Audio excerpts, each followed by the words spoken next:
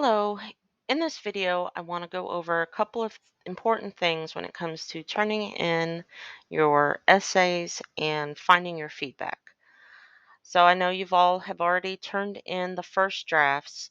However, I do see some people are still struggling with turning them in correctly. So I want to go over that a little bit as well, and also show you how to find your feedback and what it will look like when you get into your gradebook.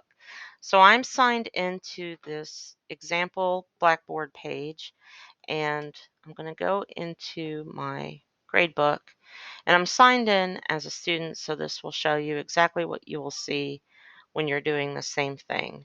So I go into my gradebook. Here's my example essay draft. I see that I have a grade, and I also see this purple box in my feedback column that tells me I have feedback.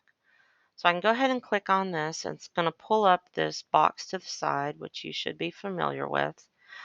It's going to tell me everything I need to know as far as the due date.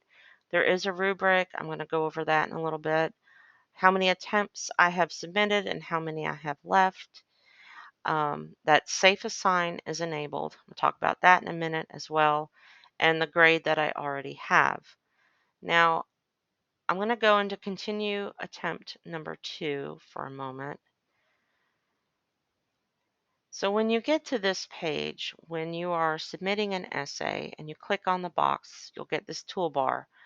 Now, the correct way to submit your essays is that you should have already saved that essay as a document file somewhere on that computer, hopefully within a location and with a file name that's easy to find. But what you don't want to do is you don't want to type in this box. You don't want to copy and paste into this box. You especially don't want to put a link to a cloud file in this box. And there's several reasons why. One, 9 times out of 10, students forget to give me access when they do a cloud file, and I end up having to ask for permission several times, sometimes past the due date, in order to see that file. Two, I'm not able to really give good feedback that way, and I'll show you in a minute what I mean by that, but it's much easier when it's an actual file within Blackboard, not outside of Blackboard. If it's submitted in any other way other than an attached file, my safe assign here will not work. And what that does is um, tell me a percentage of how much of your essay is in your own words and how much of it can actually be found word for word on the internet. That may sound scary, but as long as you are not willingly or willfully plagiarizing and you are citing your sources correctly, you should be okay. However, if I can't access that information, then I have no way of knowing. And this is why I tell you that if you're not submitting it correctly, I'm not going to accept it. Um, so, an example of that is, let's say you have a 20% in Safe Assign. I can go into that Safe Assign report and I can see exactly where that information is being found on the internet. Yes, it will take me directly to whatever article that you have used as a source, and I can then see if you have cited it correctly, if you have, whether you've quoted it word for word and you've put quotation marks around it. Sometimes it'll give me a high percentage because um, you've already submitted a first draft and it sees that first draft. And obviously, in that case, I'm not going to say, okay, it's 100%. This is bad. I can see that it's already a first draft. Unfortunately, sometimes I can see it's 100% and it will take me to some kind of essay um, website where you can buy an essay and people have copied and pasted from that, or they've copied and pasted an entire article and maybe they've only changed a few words thinking that I won't notice.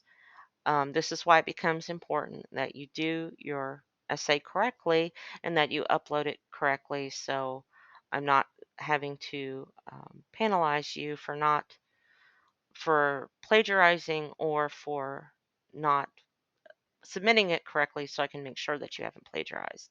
So that's what you want to do. You want to go and you want to click this attachment button, find whatever file or folder that your essay is under, find the file name. I'm just going to go ahead and click on one, hit open. It's going to take me to this. I'm going to hit save. Yes, it's going to show as a PDF. That's okay. For some reason, that's the way Blackboard saves it. No worries there. And then you hit submit.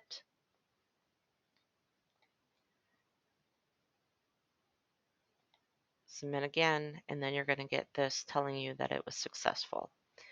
That is the correct way, especially on these final drafts. You want to make sure that's how you're doing it.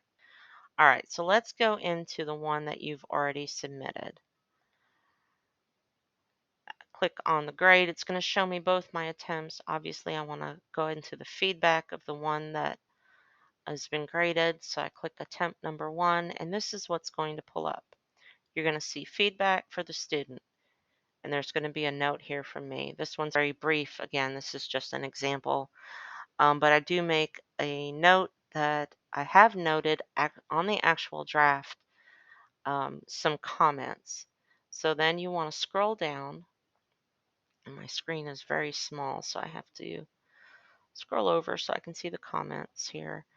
But anywhere you see it highlighted, there's going to be a box and there's going to be a comment. In this case, I'm letting the student know that's a great intro. I do give obviously good feedback as well as notes for improvement. Here's one where I've noticed that there's an error in the citation. Let me scroll over a little more. So I've highlighted and let them know there needs to be authors for this in-text citation, not the article title. For this one, I've let them know that they don't need the first name for this in-text citation. We'll go down to the actual works cited page. There's a little bit of an error there, and they used a URL link instead of a DOI because it's a database. You have to kind of cite those a little bit differently. So I'm letting them know that this is what needs to be fixed. Now, if this were, again, a link to an online cloud document or type directly into the box, I cannot do this. For some reason, Blackboard will not let me do comments on information that's typed directly into that text box. And obviously, if it's in a different location, I can't do that as well. So I can give you feedback, but then you're going to have to go and try to figure out what I mean because I can't give you these comments. Um, the other thing I want to show you, I also can't do a rubric if you don't um, submit it correctly. I can't give you my rubric numbers. It just won't work. So here you can see all the different elements I grade you on. You can click on the down arrow and see the different criteria for each of those elements. So in this case for formatting, all MLA formatting is followed is an excellent. If there's no more than 3 errors, that's competent. If there's 4 or more errors, that's a needs improvement. And you can very quickly look and see, okay, I've got green. Those are all excellent. I've got 2 yellows. Let me pull this down and see. Sources were cited mostly correctly. So you saw those few little comments I made, and that's why the didn't get an excellent. Same thing with the works cited page. There was an error, so didn't qualify as an excellent. However, I do give leeway. Sometimes someone will fall in between these. So in this case, it was an 89.8. I went ahead and rounded up to a 90. I do that often when it doesn't quite fall into one or the other and it falls in between. I'll give the student the benefit of a few extra points. So again, I can't do that unless this is submitted correctly. And this is the best way for you to get the feedback that you need in order to submit your final draft and be successful. I hope that helps. If you have any problems finding this information when you get into Blackboard or you have questions or you're not sure about some of my feedback, please feel free to reach out to me so I can help you one on one and we will go from there. Let me know if you have any questions on this and we will talk soon.